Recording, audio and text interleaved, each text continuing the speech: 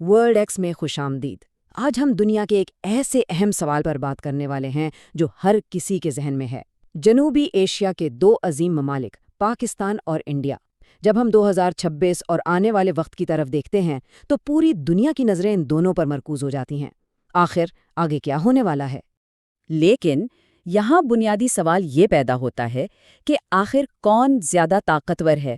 کیا طاقت کا معیار وہی پرانے پیمانے ہیں جیسے فوجی طاقت یا ہتھیار، یا پھر 2026 میں آتے آتے اصل طاقت کی تعریف بالکل ہی بدل چکی ہے؟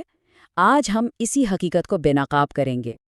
اب دیکھیے، آگے بڑھنے سے پہلے یہ واضح کرنا بہت ضروری ہے کہ اس تجزیے کا مقصد صرف اور صرف تعلیم اور آگاہی ہے۔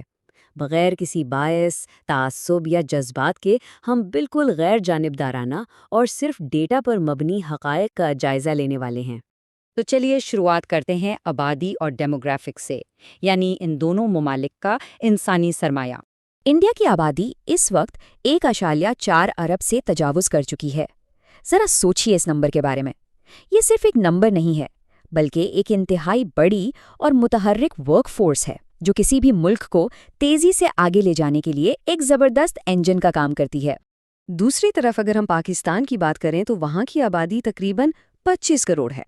یہ بھی ایک بہت بڑا نمبر ہے، لیکن یہاں سب سے دلچسپ بات ان کی جوان آبادی یعنی یوتھ ڈیموگرافک ہے۔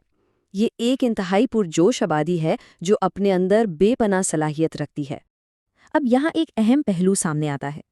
جہاں ایک طرف اتنی بڑی آبادی ایک عظیم ورک فورس کا فائدہ دیتی ہے، وہیں یہ اپنے ساتھ وسائل، روزگار اور انفراسٹرکچر پر بہت بڑا دباؤ بھی لاتی ہے۔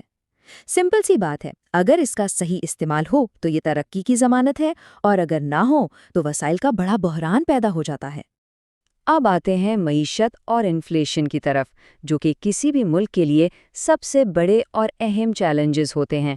معیشت کے میدان میں اس وقت فرق کافی واضح نظر آتا ہے۔ انڈیا کی اکانومی اب دنیا کی ملٹی ٹریلین ڈالر اکانومیز کی فہرست میں شمار ہوتی ہے، جہاں ان کا آئی ٹی اور بزنس سیکٹر تیزی سے آگے بڑھ رہا ہے، جبکہ پاکستان کو اس وقت شدید معاشی مشکلات، قرض اور کرنسی کی گرتی ہوئی قدر کا سامنا کرنا پڑ رہا ہے۔ غربت دونوں ممالک میں موجود ہے، اس سے انکار نہیں کیا جا سکتا، لیکن اعداد و شمار واضح کرتے ہیں کہ پاکستان میں مہنگائی اور بے روزگاری کے مسائل کافی شدت اختیار کر چکے ہیں۔ اس کے برعکس انڈیا کا جو معاشی استحکام ہے وہ انہیں گلوبل سٹیج پر ایک بڑا اور واضح فائدہ دے رہا ہے۔ چلیے اب بات کرتے ہیں ایجوکیشن اور ہیومن کیپٹل کی، کیونکہ یہی تو آنے والے مستقبل کی بنیاد ہے۔ تعلیم اور ٹیکنالوجی کے میدان میں دیکھا جائے تو انڈیا نے اپنے IITs، جدید کمپیوٹر لیبز اور اسپیس پروگرامز کے ذریعے دنیا بھر میں اپنا لوہا منوایا ہے۔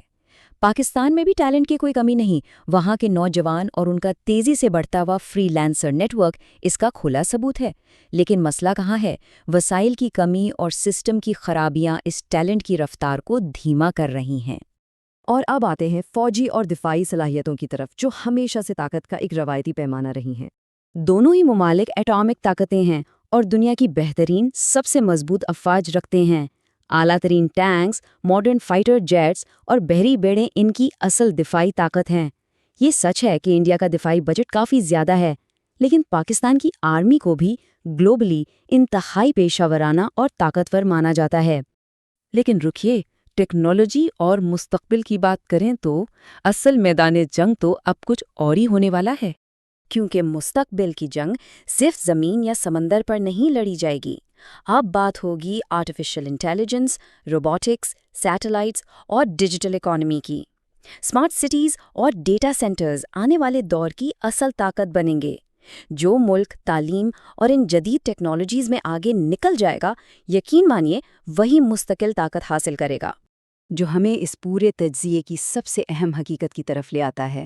اصل طاقت صرف فوجی طاقت نہیں ہوتی، اصل طاقت تو بہتر تعلیم، مضبوط معیشت، جدید ٹیکنالوجی اور سب سے بڑھ کر طاقتور عوام میں ہوتی ہے۔ ایک ملک تبھی حقیقی معنوں میں آگے بڑھتا ہے جب اس کے لوگ تعلیم یافتہ اور معاشی طور پر مستحکم ہوں۔